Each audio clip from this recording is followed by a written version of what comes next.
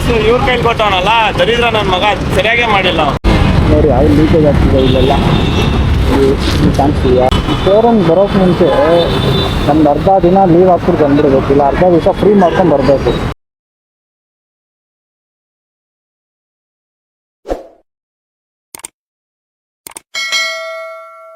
Guys, welcome back. ಎಲ್ಲರೂ ಹೇಗಿದ್ದೀರಾ? ಇವತ್ತು ನಮ್ಮ ಗಾಡಿಗೆ ಸರ್ವಿಸ್ ಮಾಡಿಸ್ಬೇಕಾಗಿತ್ತು. ಯಾಕಪ್ಪ ಸರ್ವಿಸ್ ಅಂದರೆ ಸೆಕೆಂಡ್ ಸರ್ವಿಸ್ ಆಗಿದೆ, ಬಟ್ ಆಯಿಲ್ ಲೀಕೇಜ್ ಇತ್ತು ಗಾಡಿದು. ಆಯಿಲ್ ಲೀಕೇಜ್ ಇದೆ, ಮತ್ತು ಬ್ರೇಕ್ ಕರೆಕ್ಟಾಗಿ ಪ್ರಾಪರಾಗಿ ಹಿಡಿತಾ ಇಲ್ಲ. ಲಾಸ್ಟ್ ಟೈಮ್ ಕಂಪ್ಲೇಂಟ್ ಮಾಡಿದೆ, 28ಗೆ ಎತ್ಕೊಂಬನ್ನಿ ಅಂತ ಹೇಳಿದರು. ಇವಾಗ ಎತ್ಕೊಂಡು ಹೋಗ್ತಾ ಇದ್ದೀನಿ. ತೊಗೊಳಕ್ಕೆ ಮುಂಚೆ ಯೋಚನೆ ಮಾಡಿ ತೊಗೊಳ್ಳಿ, ಚೆನ್ನಾಗೇ ಇದೆ ಗಾಡಿ, ಆದರೆ ಪ್ರಾಬ್ಲಮ್ಸು ತುಂಬ ಬರ್ತಾನೆ ಇದೆ.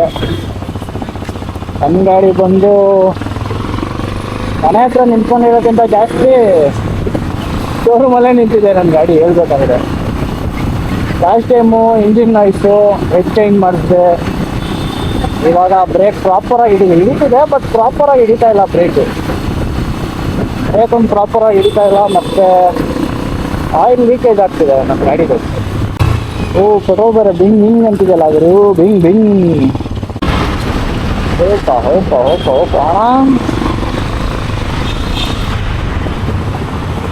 ಜಾಗನೇ ಇಲ್ವಲ್ಲ ಅವರು. ಎಲ್ಲಿಂದ ಹೋಗೋದು? ಇಲ್ಲೇ ಹತ್ತಿಸ್ಲಾ? ಬಾಣ ಇಲ್ಲೇ ಹೋಗ್ಬಿಡೋಣ.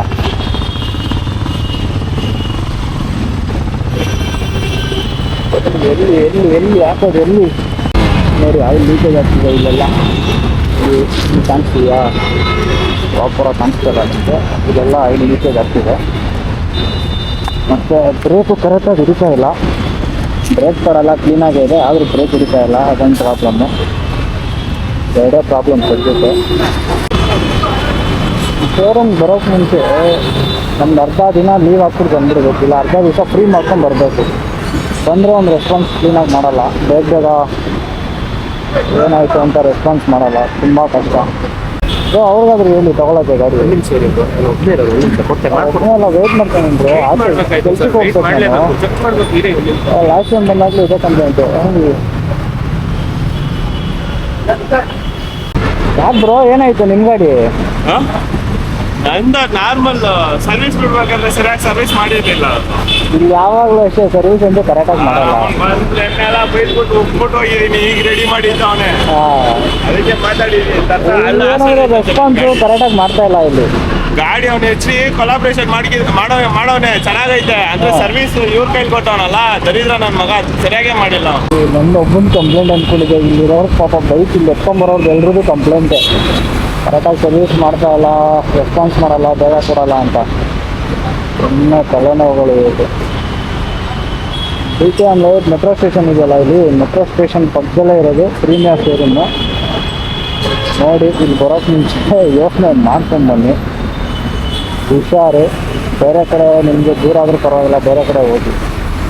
ಬಂದಿದ್ದಾರೆ.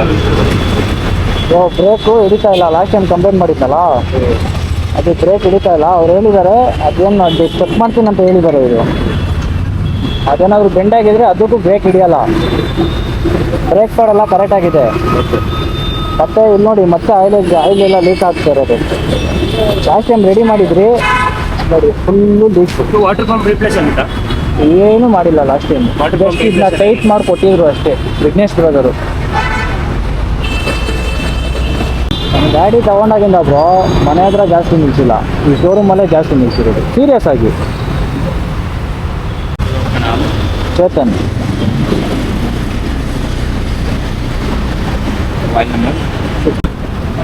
699. Oil leakage, break.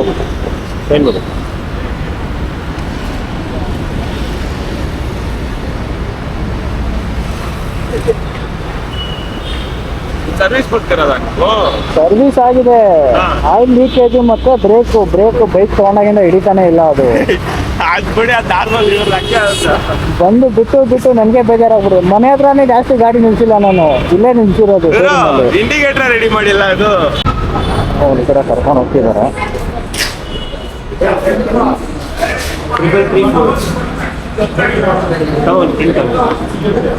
ನಮ್ಮ ಗಾಡಿ ಯಾವಾಗಲೂ ಇವರೇ ರೆಡಿ ಮಾಡೋದು, ಇವರೇ ಮೇನ್ ಇಲ್ಲಿ ಬಿಸ್ನೆಸ್ ಹೋಗೋರು. ನಿಮಗೋಸ್ಕರ ನಿಮ್ಮನ್ನ ತೋರ್ಸೋಕೆ ನಮ್ಮನ್ನ ತೋರಿಸಿ ಏನ್ ಬ್ರೋ ಮಾಡ್ತೀರಾ ಹೇಳಿ. ನೀವೇ ಇಂಪಾರ್ಟೆಂಟ್ ಅಲ್ಲ ಬ್ರೋ ಈ ಶೋರೂಮ್ಗೆ. ಅಯ್ಯೋ ಇಲ್ಲಾಂದ್ರೆ ಕೆಲಸನೇ ನಡೆಯಲ್ವಲ್ಲ ಇಲ್ಲಿ. ಇವಾಗ ಅನ್ಕೊಳ್ಳೇಬೇಡಿ. ನಿಜವಾಗ್ಲೂ ನನ್ನ ಗಾಡಿ ಬಿಟ್ಟಾಗೆಲ್ಲ ಅದೇ ಹೇಳೋದು ಅವರು. ಏನಂತ ವಿಘ್ನೇಶ್ ಅವ್ರು ಇಲ್ಲ ಅವರೇ ಮೇನು ಅಂತ. ಏನ್ ಮಾಡೋದು ನಾನ್ ಮಾಡೋದು ಬೇರೆಯವ್ರು ಮಾಡ್ಕೊಡ್ತಾರೆ. ಅಯ್ಯೋ ನಿಮಗೆಲ್ಲ ಹೇಳ್ಬಿಡೋಣ ನಿಜವಾಗ್ಲೂ. ನನಗೆ ಇಷ್ಟ ಗೊತ್ತಾ ಸೀರಿಯಸ್ ಆಗಿ ನನಗೆ ಈ ಸಲ ಗಾಡಿ ಕರೆಕ್ಟಾಗಿಲ್ಲ ಅಂದರೆ ಇಳ್ಕೊಳ್ಳೋದೇ ಇಲ್ಲ ನಾನು. ಇಷ್ಟು ಗಾಡಿ ಕೊಡಿ. ನನಗೆ ಅದು ಏನಿಲ್ಲ, ಎರಡೇ ಪ್ರಾಬ್ಲಮ್, ಇಂಜಿನ್ ಆಯಿಲ್ ಲೀಕ್ ಆಗ್ತಿದೆ ಮತ್ತು ಬ್ರೇಕು, ಅದೆರಡು ರೆಡಿ ಮಾಡಬೇಕು. ಚೆಕ್ ಮಾಡಿಸ್ತೀನಿ ಬ್ರೋ ಏನು ಅಂತ. ಟೈಮ್ ಕೊಡಿ ಒಂದು 2 days ನೋಡೋಣ ಏನು. 2 days ವಿಘ್ನೇಶ್ ಒಬ್ಬನೇ ಇರೋದು ಹಂಗಾಗಿ. ಸೊ ಯಾವಾಗಲೂ ಬಂದಾಗ ಅದನ್ನು ಕಾಲ್ ಮಾಡ್ತೀನಿ ಅಂತ ಹೇಳಿದ್ದಾರೆ. ನೋಡೋಣ, ಗಾಡಿ ಇನ್ನೊಂದು ಥರ ನೋಡ್ಕೊಬಿಡೋಣ ಏನದು. ಇವಾಗ ಬಿಟ್ಟಾಗ ಹೆಂಗಿರುತ್ತೆ ಆಮೇಲೆ ಹೆಂಗಿರುತ್ತೆ ಅಂತ ಗೊತ್ತಿಲ್ಲ. ತುಂಬ ಪ್ರಾಬ್ಲಮ್ಸ್ ಅಂತಾರೆ, ಏನೋ ಸ್ಟಿಕ್ಕರ ಕೊಟ್ಟಿದ್ದಾರೆ. ಎಪ್ಪಲ್ 2 ಟೈಮ್ ತೊಗೊಳೋಕೆ ಮುಂಚೆ ದಯವಿಟ್ಟು ಯೋಚನೆ ಮಾಡಿ ತಗೊಳ್ಳಿ. ಯಾರು ಯೋಚನೆ ಮಾಡಿಬಿಟ್ಟೆ ತಗೊಳ್ಳಿ. ಸುಮ್ಮನೆ ಯಾರ್ಯಾರು ಏನೇನೋ ಹೇಳಿದ್ರು ಅಂತ ತೊಗೊಳಕ್ಕೆ ಹೋಗ್ತೀರಿ. ಆಯ್ತು ಮಾಡ್ಕೊಡ್ತೀನಿ. ಓಕೆ, ಸ್ವಲ್ಪ ಮಾಡ್ಕೊಡ್ತೀನಿ. ಬಡವ್ರ ಮೇಲೆ ಕನ್ನಡಿಸಿ. ಈ ಗಾಡಿ ಬಿಟ್ಬಿಟ್ಟು ಮುಂದೆ ಹೋಗೋಣ. ನಮ್ಮ ಅಲ್ಲಿದೆ ನನ್ನ ಗಾಡಿ. ನೋಡಿದ್ರಲ್ಲ, ಪ್ರೀಮಿಯಾ ಶೋರೂಮು BTM ಲೇಔಟಲ್ಲಿರೋದು, ಮೆಟ್ರೋ ಸ್ಟೇಷನ್ ಪಕ್ಕದಲ್ಲೇ ಇರೋದದು. ಆಲ್ಮೋಸ್ಟ್ ಎಲ್ಲರೂ ಕೂಡ ಒಂದು ಬರೀ ಗಾಡಿ ರೆಡಿ ಮಾಡ್ಸೋಕ್ಕೆ ತಂದಿರೋದು.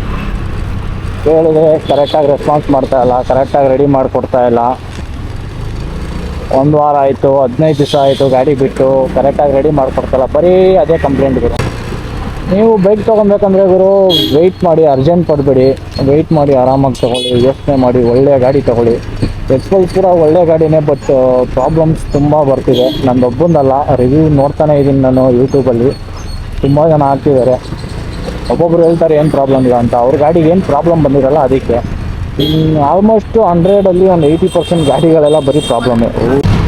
ನಿಮ್ಗೆ ಏನಂತು ಎಕ್ಸ್ಪಲ್ಸ್ ಬಗ್ಗೆ ನಿಮ್ಮ ಒಪಿನಿಯನ್ ಏನು ಕಮೆಂಟ್ ಮಾಡಿ, ಪಕ್ಕಾ ರಿಪ್ಲೈ ಮಾಡ್ತೀನಿ ನಾನು. ಏನಂತ ನಿಮ್ಮದು ಏನು ಪ್ರಾಬ್ಲಮ್ ಇಲ್ಲ ಅಂದರೂ ಕಮೆಂಟ್ ಮಾಡಿ, ಅದು ಪ್ರಾಬ್ಲಮ್ ಇದ್ದರೂ ಕಮೆಂಟ್ ಮಾಡಿ.